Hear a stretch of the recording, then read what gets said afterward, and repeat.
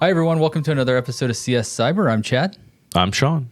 And today we're kicking off a new series. We're calling this Aqua Guardian. Yeah. Yep. So we're going to be talking all about water, wastewater, cybersecurity around those facilities. And let's go. Yeah. So this is called Securing the Flow. And this is I forget how many episodes are in here, but it's like, I don't know. I think there's like 8. And the idea here is we're going to take it one step at a time with water and wastewater. This is at the operator level. You don't have to be a cybersecurity expert. We're going to go over a lot of the basics. And, we're just going to hopefully uncover some topics in the water, wastewater, and cyber realm that lead to maybe some other discussions inside your organization or, hopefully we answer a bunch of questions too. So that's kind of where this is going to go. So if you're treating water, maintaining pumps, doing everything that you guys do to make water and wastewater do its thing, this is for you. Awesome. All right. Well, let's just go right into it. So, Chad, what is cybersecurity exactly? Let's start there. It's really just the practice of protecting your systems, right? Right. From unauthorized access or criminal activity. And in the water wastewater world, that could mean somebody trying to change chemical dosing or shut down a pump or stress out a pump. Maybe accessing customer billing data and getting access to personally identifiable information, all kinds of that stuff. So, think of it like maybe locking the door to your control room, right? So most water wastewater plants have a room. You've got your SCADA system. You've got your HMI platform and, just some of the basics of just locking the door to that room. All right. So why should it matter to operators? And I think probably one of the biggest questions that we get is, well, why would anybody want to target my small town water or wastewater system? Or why would anybody want to attack the large town water or wastewater system, right? What beef does somebody have with X town's system?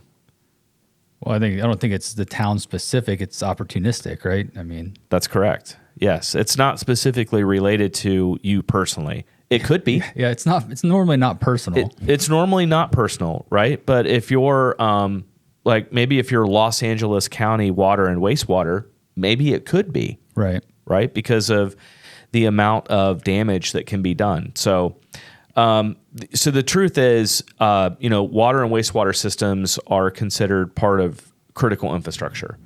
And if you're not familiar, the government basically breaks down all of critical infrastructure into, I forget how many areas. It's like 16 areas or something. And water and wastewater is one of them. So that means you're on the list and you're on the hook as you provide, a critical asset to a community.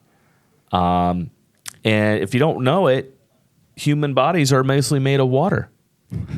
Yeah. And what do we need? Water. We have to have water, right?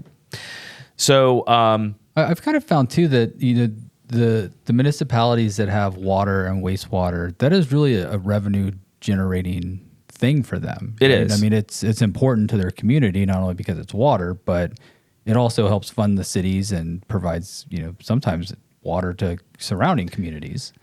It does. And specifically, and I don't know if this is the way it is nationally, but specifically what happens in the annexation realm. So if a city wants to annex more area, they typically need some type of asset to anchor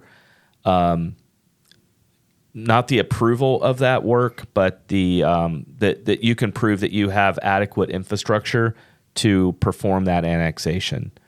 So sometimes, water, wastewater is something that gets added on and that they take that responsibility for because that helps them in an annexation type scenario. So you're adding a service. You are. Okay. Yes. And yeah. So, but has anybody heard of Oldsmar, Florida?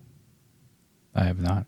So in the water wastewater sector in 2021, a unauthorized remote actor gained access to the water treatment system in Oldsmar and they were able to change the sodium hydroxide or lye level by 100 parts per million to over 11,000. So 100 to 11,000 is a gigantic jump, and it could have made people sick or killed them. And thankfully, the operator that was on duty that day was able to see the mouse moving, right, to change the system. Like in real time. Yes, it was happening in real time. So the story, 100% got national attention. I think it brought to light that cyber threats against water and wastewater systems are real. This was a smaller community, so it really brought to light that a small community can become victim. And it also brought to light that remote access into plants wasn't quite what people thought, right? I just got done with a scenario, proctoring a tabletop scenario. And I'll tell you what, if I had a nickel for every time somebody told me that their system was air-gapped. They're always air-gapped, man. All of them. They say it's air-gapped, but it is not. I've just not run into one. I've been doing this for almost 4 years now, and I still haven't run into an air-gapped system. Yeah, I haven't either. Yeah. But the note you have here, right? Like operators are not IT guys. Yeah, that's correct. Right. That was when we first started doing like water assessments. When I first started doing water assessments, that was a misconception I had. I was under the impression that operators knew how to make the water. They managed the plant. All the IT assets, software, things like that. But really, what I found is they're really just like any other user, right? I mean, they use the software, but they don't really know how the software works or how it's managed or what it takes to protect it. I mean, they're just like any other user in your organization, only instead of being really good at maybe like accounting, they're really good at making water. Yeah. No, you're 100% right. And when we've been out doing assessments, that's one of the gaps that I noticed. And so 3 weeks ago or 4 weeks ago, it had taken a while. We'd actually started working on it last October with Sinclair Community College, and through our nonprofit, the Go Cyber Collective, I designed a cybersecurity awareness course for water and wastewater operators in Ohio, and we actually got it certified and approved by Ohio EPA. Yeah, that's huge. It was huge. So we basically put on a 2-day water conference for operators, and we taught them all the things that I've learned over the last 3 or 4 years about water and wastewater and kind of where that gap area is. And it got a lot of attention. It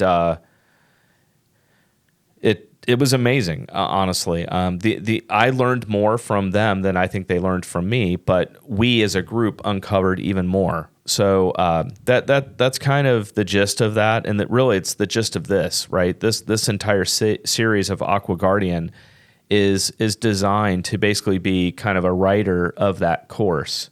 And we're going to do more of the courses. We're gonna do more of those. But run them again. Yeah, no, definitely. But I wanted to make sure that we had like a podcast available, and as a resource that we could point people to in between classes. Yeah, that's good. All right, so what can operators do even without any IT background? I mean, simple things, right? I mean, I'm thinking like I'm looking at the answers you have here, but but kind of like I said, they're like any other user, right? So just kind of good like operational security, really benefiting from a security culture, right? So they're probably not sharing passwords. They understand the importance of passwords. They kind of understand the basics of how USB drives transmit, you know what I mean? Things like that. Well, let's talk about like just some of the things that go wrong though from a water wastewater system operator, right? Don't share logins. Well, I've been in some environments where the SCADA system is the same username and password, right? So all the operators share a consistent username and password, and it's shared amongst all of them, and that's not desirable. Right. So what we want to see is individual username and passwords. We want to see strong passwords. So in that scenario where all the operators share the same username and password, it's a weak password. So that's not helping. It's because everybody has to remember it, man. Exactly. Security is not a convenience. So we're not here to make life easier. Sometimes, if anything, we're making it more difficult. Multi-factor authentication to get into the SCADA system. So we need some form of MFA. But then we also need to train operators that if it looks weird, it might be. Right. To report stuff. I mean, yeah. If you see something, say something. Yeah. And then, just teaching people to look for tools that shouldn't be on control systems in the first place. So if you are a water wastewater operator today and you see the team viewer or AnyDesk icon down in the bottom right-hand corner, call us. You should probably call us because that's not good. But Sean, that's how my vendor gets in to do what they do. I know. What do they do? I don't know what they do. I know. Well, the answer for remote access, and I'm sure we'll get into it later in the series, is what's called privileged access management, or PAM, right? So there are methodologies and ways that we can actually facilitate secure remote access into control systems by basically allowing somebody from the outside to peer into the control system. You're not actually controlling it directly. You're going through a proxy or a jump box type of thing. Right. But anyway, but most of these hacks that are happening to these control system networks are not sophisticated. They're not, very in-depth, thought out. They're basically, like you said in the very beginning, these are opportunistic opportunities. Right. Whatever. To get into a system. So, but it could also be someone that clicks on a bad link, or a reused password gets used, or the control system is hooked to the internet, and that happens more than you think. Yeah. I think a lot of this with, the IT within a wastewater system, at least from what I found, it's really old, right? I mean, some of it can be, yeah. I've seen it, and a lot of reason that these things are happening is because it was put in 10 years ago or longer, right? And the vendors are kind of supporting it. The operators don't want to touch it. IT and the city is kind of like, whoa, this is way before our time, and we don't know what to do with this type of things, right? So yeah. I think, and I'm sure we're going to get into this through the series, right, is really kind of have a partnership with your IT organization and help getting them to understand, like, hey, this is our limitations here. We need your help, and having solid vendors. Yeah, we'll kind of wrap it up here. What you're talking about is something called IT-OT convergence. And so OT means operational technology. IT is information technology. So think of OT as the actual control systems itself, the pumps, the chemical dosage, all those types of things. And what we'll get into in later episodes is, why is that problem that you just said, right? Why is sometimes the city, county, or IT department so distant from the OT system? Right. And we'll go into that. Cool. So that kind of wraps up this first episode and kind of really kicks us started and gets us going. And in the next episode, though, we're going to talk about who the attackers are and how they're getting into these control systems. All right. This is going to be a good one. It will be. Thanks for joining us. We'll see you next time. See ya.